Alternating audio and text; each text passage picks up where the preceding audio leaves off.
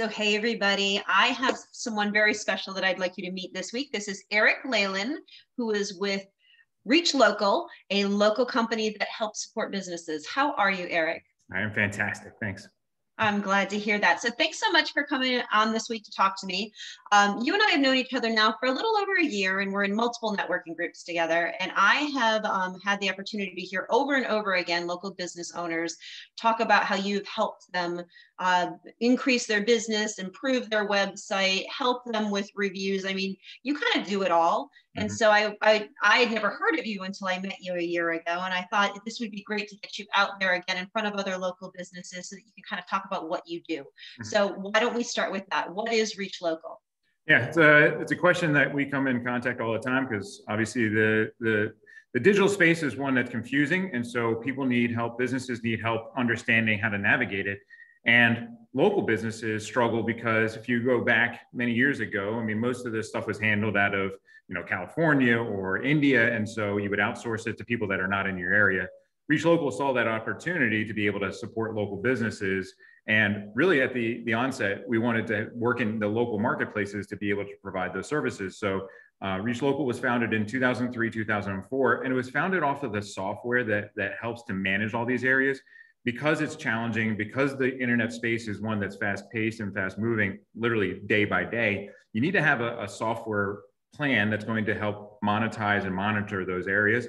And then the people part of it, and again, the local nature of what we wanted to offer clients is being able to understand what is the marketplace like so that we can set up your advertising to be successful and then build partnerships and relationships with the businesses that we're working with. So I've been with Reach Local for 14 years and I've had the blessing of working with these people, working with my clients, and some of them have seen me, over the 14 years, throughout the course of the generation of that business growing, I'm growing along with them. So it's great to be able to partner with local businesses to provide solutions. And those solutions are run through our software to help manage the day-to-day components. But my job, really what it comes down to is working side by side with our clients to understand what are the right places to be, what are the wrong places to be, and what are we going to do once we're there to make sure that it's working the best way it can for you. And I mean, I've seen you talk about, you're all down into the Google Analytics and you understand all of that. And you get all of these updates that are sent to you quite often that you share with our different networking groups. Yeah. And then I know that you do things with LinkedIn and I mean, you're just anything and everything marketing you have. Yeah. Aspect could go into, and you also help with drip campaigns and yes. Contact management and all of that. So I've had the opportunity to have a one-on-one with you in the past where you kind of did a show and tell with me. Mm-hmm. And I'd be thrilled if you would share your screen and kind of walk everyone through the process of how you find the clients that the businesses are looking for. Yep. Yeah.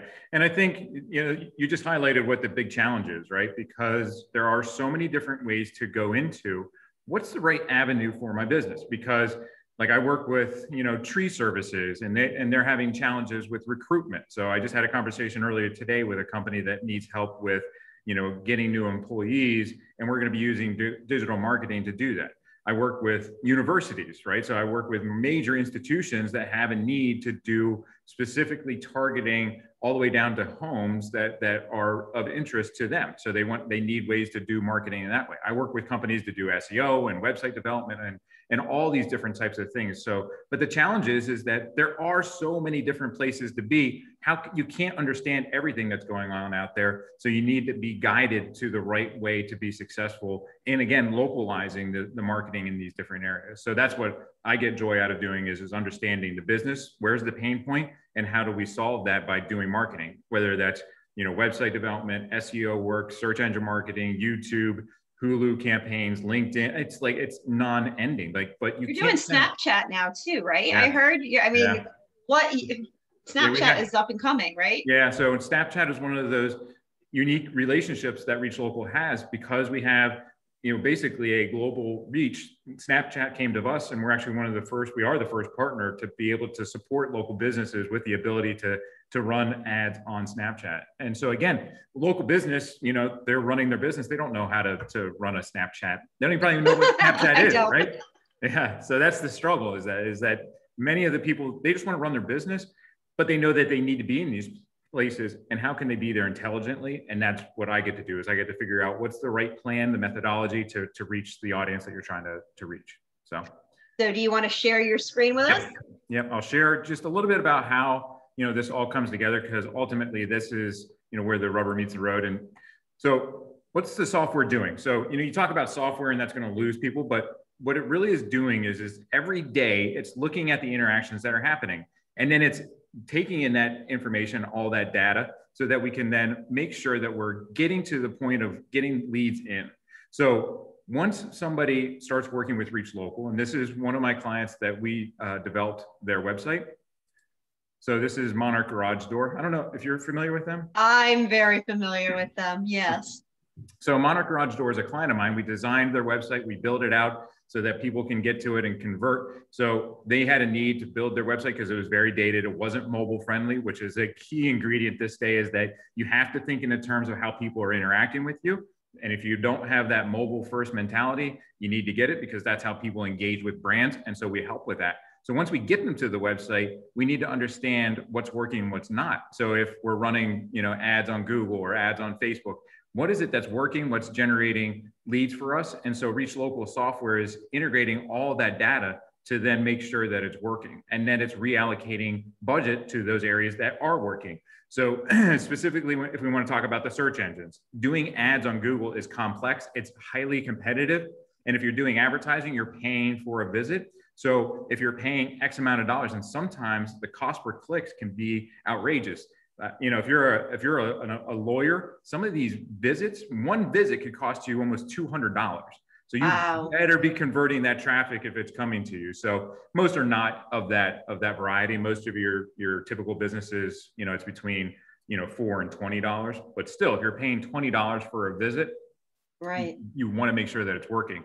So what Reach Local software does is to analyze all that. So every single time somebody comes into the website, we're then evaluating that to see what happens. So this is a look at our dashboard. What the dashboard is going to tell us is where are people coming in from, what's converting, and we can actually track the phone calls to be able to understand that this specific search term, if we're running and talking about search marketing, did a search, got to your website, and generated a phone call because they picked up the phone and they called that tracking number. And then it drops it into the campaign dashboard. These leads that are coming in can be evaluated and looked at. And you can actually even use this dashboard to follow the trail to the point that they actually become a customer. So if you move this along the path, this person that's come into the website can now, if you push it through the path, can show up as a customer. And no longer are you just talking about leads, but you're now talking about found business and new customers.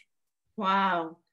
So I know that you, a different screen, I'm sure, when you're trying to find where the clientele is and you're trying to determine who is that customer we're searching for. Like you and I, when we had talked about it for real estate, if I were looking to, find people that had been in their homes for 7 to 10 years and were probably looking to, move into that next home, you were able to kind of dial in and show me what types of neighborhoods and where I wanted to do some marketing. Yep. So this speaks to one of the major things that we can do for a client, and it's one of many things that's really important, but email marketing is a great way to be able to reach an audience. And so Reach Local has a network of resources that has opened up the ability to target over 120 million people.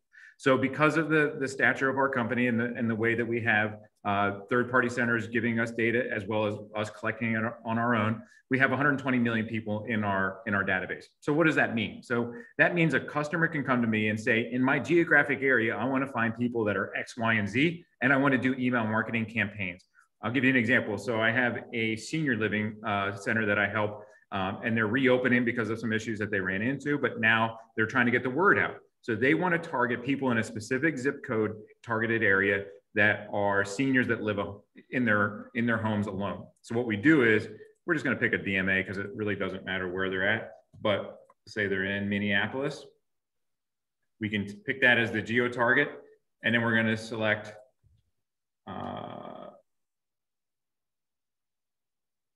we'll do household, grandparents in the household. This was the other one that we did. So in this case, if we're targeting homes that have grandparents in the household because a senior center would make sense for them to be a part of that, we can get the count and find out. I have to know, how do you know that there's grandparents in a household? How do you even know that that exists? So it's all in the way that the data is gathered, and then their behaviors. So ultimately, in people's online progression, the things that they do, the things that they search, and the way that they're filling out different forms, all that data is being collected. Yes, it is Big Brother-ish. Scary. It is, but at the same time, it goes back to, from a marketing perspective, what's important. And it's important to be able to find the people that you're trying to target. So, and this is a big number, but in Minneapolis, in that entire DMA, there's over 380,000 homes that have grandparents in that household. So again, this is a very big targeted audience. Like, that's not something that you would typically target, but you can hone that in, and you can talk about, you know, household incomes of 120 to, you know, 200,000 a year. So there's different ways to, again, find the story and be able to get the message out to that audience. So I have a question that I didn't ask you the last time we chatted, but as I'm asking you the question in grandparents and household, I know quite often when we go onto different websites, it'll say accept cookies. Yes. Is that what that's happening? Is you're accepting the cookies and now they're kind of allowing them to know what you're searching, so that that's the data that they're gathering? That's what a cookie is? Yeah, if you go in and actually read what those terms and conditions are, you probably would never accept them. But you know, it is going back to the data gathering that's going on. Before, because of all the internet regulations and stuff, that was never a question. Obviously, most websites, you know, 2 years ago, you never had that, but now you do. It all has to do with data privacy and stuff. But again, most people are trying to get to content or reading stuff, so they just sign off on it and they're moving forward. Well, then that information is being gathered because you technically have signed off on it. So, and it's not to scare anybody. I mean, ultimately, what we're trying to do as marketers is connect the brands to people that actually care. If I'm an 18-year-old, I don't want to see an ad about a senior living community, right? But if I have my grandparents living in my house and I'm getting to the point that I can't help them anymore, I'm open to seeing that ad because you might not have that need. And again, we're localizing it to the geographic space that you want to work within. So again, you know, that's where my job is to find the audience and then tailor a marketing message. And you can't just do one thing. That's the other struggle. It's like, you can't just send out one email blast and your job is done, right? Because that's only a portion of what you want to be able to do. You got to get it to the point that they understand who you are. You got to get them to the website, but then you have to convert that into some sort of actionable item. And a lot of times that first visit to the site isn't going to do the job, right? So now you have to feed that post-click activity. So a really important thing that I try to stress is that even as great as this website is or could be, it's only converting 10% of the first-time traffic. 90% of all the traffic to any website, new website traffic visit, is going to walk away from that website without making a decision. So what do you have to do? You have to impact that post-click activity with remarketing, your reviews on Google, you know, social media, reaching out to these people. So there's a multitude of different ways to be able to impact that post-click activity, and you have to do it. So when you were on that other page where your lead inbox, so this is acting as a CRM, yes, pretty much for the business. Now, if they have current clients that they're working with, can they import all of those into this and then do additional marketing so that it's not just new leads, it's also previous clients that they want to communicate things to? Yeah. And that's where, again, that's, you know, we guide that practice. So if there's a need to, you know, take your database and put it in here, there's a messaging center that you just, you know, upload all that information into, and it's in here. And then your contacts, you can manage that all as well. But the important thing is that, you know, the messaging, you know, is here through the system to be able to follow up with people. But then the marketing does that as well. So the marketing, whether it's remarketing or social media remarketing or, you know, all the different things that you can do, it's about making sure that message is getting back in those hands and that you're getting the message to the right people and that they're converting. And that's the thing that's, again, a separator. Anybody can do Google ads, right? Anybody can do Facebook marketing. Anybody could do an email campaign. Go sign up with Constant Contact. You can do an email campaign. What's the difference and why do people use us? People use Reach Local and people work with me because they're able to tangibly see the results and they know that I'm helping them figure out what's the best path forward. So whether it's recruitment or the senior center trying to reopen or the college and university is trying to target, the tactics are out there. You have to figure out what's the right tactic and then be able to monitor the performance. So you can look at calls, you can look at leads, and you can look at what's actually happening that's moving the needle for me. So we open up the window through our tracking to be able to do that. And that's why the inbox, the lead box is important, because it can evaluate what's going good and when things are going sideways, right? Because I would love to say that every single marketing campaign that I've ever done, when it started, it came out of the gates gangbusters and it was fine. That's not the truth. Marketing campaigns take time. And so we need to evaluate in those initial stages, the first month, 3 months, 6 months, that we see trends that are matching up with what we want to see. And again, I've been doing this for 14 years. What I bring to the table in that regards is understanding. Like, you have to understand what benchmarks you need to be at to be successful. And sometimes, like, again, a successful campaign in my eyes is different than somebody else's, like a business owner's, understanding. So we try to marry that to make sure that people understand this is where you should be at. Because a lot of times, if you talk about like click-through rates, a click-through rate at 2% sounds infinitesimally small, but that's hitting the average. Like, so if your campaign is at 4% and a business owner is like, well, I'm only getting 4% click-through rate, that's horrible. Well, that's double the industry average. So no, you're actually right in line with where you need to be. That's the understanding that you need to have. And that's just one piece of one little thing. And I try to gain that information for a lot of this different type of stuff. Well, and I know that, again, I've been trying to get out there more on social media myself, and you were able to share with our networking group the best time to post per social media. So, I know now that I want to make sure LinkedIn is on Thursdays between this time, and that I want to do Facebook on this time and date. And I mean, it was just, again, because of the information of what you're collecting and the data that you're seeing from your current clients, that you say that's what you want to do. Yeah. Well, and it goes back, and I use this conversation piece all the time, but like, when your roof is leaking, right? You know who you're going to go to. You don't try to go do it yourself. Could you? Yes. Is the likelihood that you fall off the roof and hurt yourself? Yes. And so why do people come to me, and why do people know that they can, use me as a resource? Is because I live and breathe this stuff. This is what I do for a living. And I know, again, where you need to be, when you need to be there. And I know what types of results to get out of it. So that's why people use Reach Local. That's why people come to me to help with this kind of stuff, because yes, you can do it yourself. And if you're trying to save $1 and destroy your business, it's probably, a great way to go about it. But, when you need help, and when you want to have a strategy that's going to be successful, and you want to measure those and be able to, have accountability, that's why people use Reach Local, and that's why our software is here. So if someone wanted to get in contact with you because they do want to have you help them reach local, how can they get in touch with you? I'll make it really simple, because all you got to do is Google my name. It's Eric Laylon, and you're going to find me everywhere. Because if I didn't do my job well enough, I wouldn't be here. So if you Google my name, Eric Laylon, you'll find all the different ways to connect with me. You can come to my website. You can call me through, Google. You can find Google My Business and find my number. I'm out there. So it's pretty easy to find me. And if it was hard to find me, I'm not doing my job very well. So let me, before we end, is there anything that I should have asked you that I didn't ask you that you want to share? Yeah. I think one of the most important questions to ask and to talk about is, what does it cost to do this kind of stuff? And it's a loaded question, and there is no right answer. But the way we go about figuring out what's the right monthly investment to be making in this, it really comes down to annual revenue.